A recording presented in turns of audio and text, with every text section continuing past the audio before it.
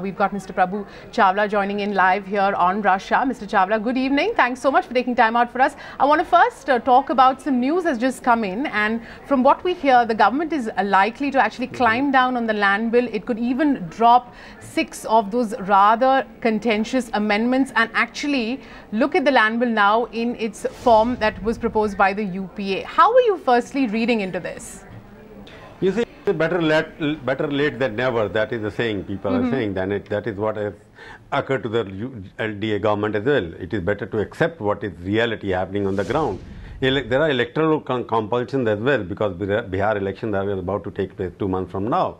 The question is, it was ill-advised bill anyway, because land is such an issue, which is a very emotional issue, and you cannot fool the people by adding amendments which people perceive as pro-corporate, that they are trying to implement a land bill by changing the bill which it was passed after BJP participated in the previous Lok Sabha. So people suspected the motive behind the land bill. Therefore, now they have accepted, okay, they cannot run the house, because ultimately government can run after getting legislation passed through the parliament.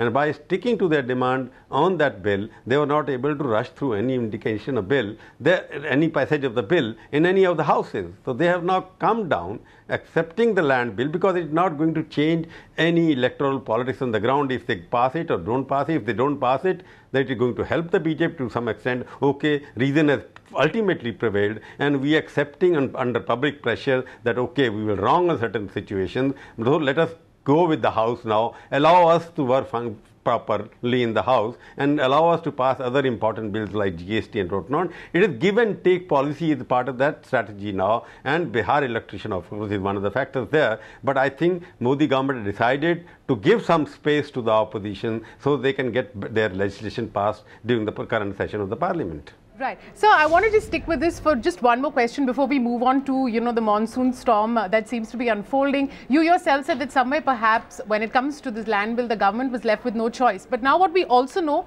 is that the ball will be in the states' court, and it will really be up to the states now to take this forward. How feasible do you think that's going to be? Yeah. This is once the bill is passed in the current House, if they introduce the amended bill as you are projecting now, we are hearing from the sources, out of the 6 clauses they introduced in the original bill, they are willing to withdraw at least 2 of them.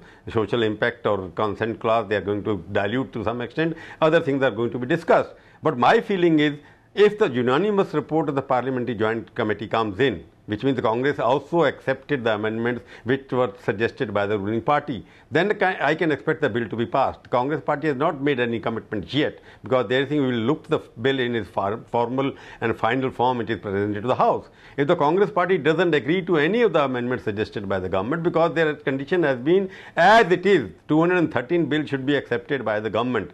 If there are any amendments which the Congress party has got already some kind of a scope to oppose the bill, so we have to wait. It's still the final judgment has to be given. The judges are still, judiciary is still out, verdict is still out there, because unless we see the bill, we cannot say whether Congress party will support or not, because now the confrontation is so much now.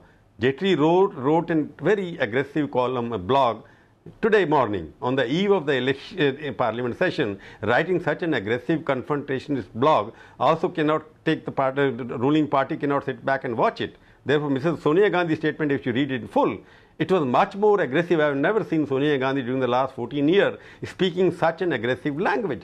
So they were heading for a full-fledged battle in the parliament itself. I think some sense has prevailed in the ruling party, so they are willing to now talk dialogue. But it depends again on bill, in what kind of form bill comes in, because I don't think Congress party is willing to participate unless their demand on the land bill 100% accepted. Right. So Mr. I Chawla, still have my doubts, but right. I don't know, because in politics everything is possible. They can compromise in the morning, break the promises in the evening. So that's what I've, yeah. Right. So, Mr. Chawla, no, sir, since you were talking about the Congress and you're saying that maybe some good senses prevail for the government, but what about the Congress? What do you make of the stand that they sort of seem to be adopting? Because at the end of it, it's the economy that's really caught in the crossfire. So, do you not believe that it's possibly time that the Congress sort of, bend a little bit as well? You see, some of us may like to believe that economic issues, what is happening in the parliament on GST or any other economic reform, really affects the electorate. It doesn't. At the end of it, whichever government has gone for economic reform, Dr. Manmohan Singh, when he was finance minister during 91-96, all of us supported his economic reforms. Ultimately, what happened? Congress lost the government. What happened after Vajpayee? He was one of the most reformist prime minister India ever had. But 2004, he was also defeated. Chandrababu Naidu was considered as much more flag bearer of the reform process. They were also defeated. Even Buddhadev Bhattacharya, who converted Marxism into market party, he was also defeated when he went for the reforms. Ground situation is different than what all of us expect as the urban elite. What should political parties should be doing? Land, as you told you, land is a very emotional issue. Congress party is interested in votes, not in terms of what economic reform, because they have lost because of economic reform. They have realized that land was such an issue. They persisted with that one issue. Look at Rahul Gandhi and Sonia Gandhi and Congress party had picked up only one issue, and 44 MPs of the Congress party made life miserable for Modi government, which has 282 people in the house.